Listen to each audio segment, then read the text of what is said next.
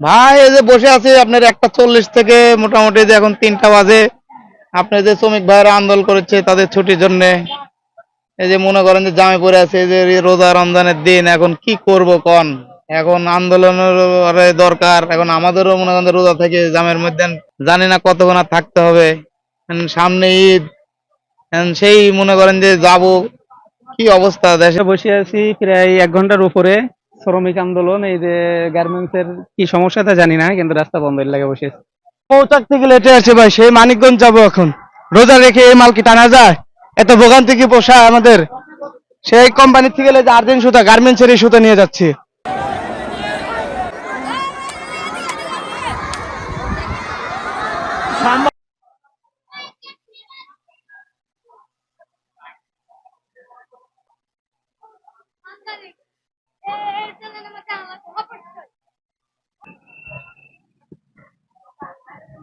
পুলিশের কোথায় গাড়ির মধ্যে মারছে, নিশ্চয়ই বেয়াদবি করছে।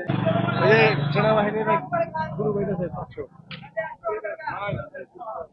তখন লোকেরা মানুষের ভোগান্তি করে। ভালো বেড়ানি হোক ফুটে খাবার দিয়ে। এই ঈদে জামা জুতো অ্যাক্সেসরিজের ডিসকাউন্ট।